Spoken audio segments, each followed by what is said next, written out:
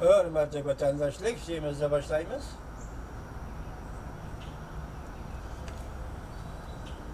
Bugün Çiğsağış Kemal 9. 6. ayının 7. günü hafta cuma. Mavzumunda. Çünkü Rusya hemkarlışı Amerika'ya karşılaşılan stratejik ittifaklaşlar bulup kalıdı. Mavzula haber 6. ayının 6. günü BBC ilan kılındı. Haber bundan başladı. G'arb dünyası devlet başlıkları hazır Fransa'ya toplandı. İkinci Dünya Uruşı mezgilde ittifaklaşla armiyasının Normandiyada qo'riqlikka chiqqanligining 75 yilligini xotirlayotgan bir paytda Jungoning rahbari Xi Jinping va Rossiyaning prezidenti Vladimir Putin Moskvada ikki taraf texmo keng hamkorlik munosabati turg'azganligini jakarladi. Tahlilchilar bunday hisobladi. Amerikaning besimi oldida Jungo Rossiya ikki davlat o'zlarining manfaati uchun bir-biriga yaqinlashdi. Shanghaylik tahlilchi Lui va mundoq dedi. Jungo energiya bo'lsalar, ochliq bo'lsalar uning kuchi bo'ladi. Jungo bo'lsa kapitalni, mas'uliyatini Rossiyaga chiqardi. Jungo aloqador taraflar xabar qilib mundoq ko'rsatdi. Xi Jinping bilan prezident Vladimir Putin Cumhur Halk Cumhuriyeti bilen Rusya Federasyonu yeni devirde umumiyüzlük stratejik hemkarlıkını terakki kıldırış doğrusunda bayanat ilan kıldı. Özara yardımlaşıdığan bol. Özara birbirini güçlü kollaydıgan bol. Ve birbirinden özünün terakkiyat yolunu hem de her kaysi özlerinin canice menfaatini özara kollap iki devletin bir xatarligini egelik hukuk ve zemin bütünlüğünü kapaletki ilgi kılınılan oldu. Rusya ile Jungo'nun stratejik hemkarlığını küçeytkenliğini G'arb dünyasının obzoru bilen bahalagandımında. Prezident Trump'ın hayve kılıp kitapkili siyasiga qaratılgan deyişke buldu. Rusya Jungo hemkarlığı.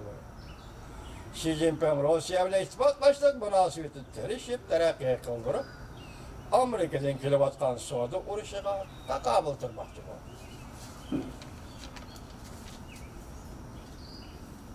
Bu muamele gizli Angliya. Martin Bob bundak dedi. Sovyetler yemirilgendiği giyen.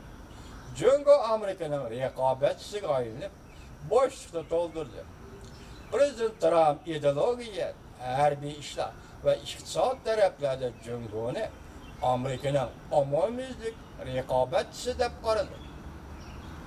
O mundaq hesapladı. Prezident Trump'ın hayvilik siyaseti Jungo Amerika münasebetini normal halet düşürüp koydu.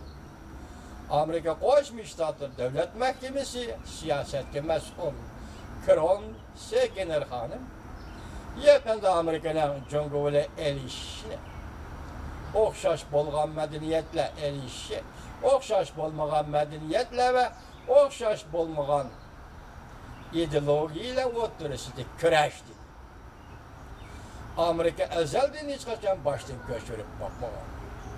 Ya'ni bu biz birinchi qator duch kelgan g'ayriyoqtallik, kuchlik raqobatchidir Jungo dedi. Martin bunday hisobladi. Amerika Jungo talash tortishi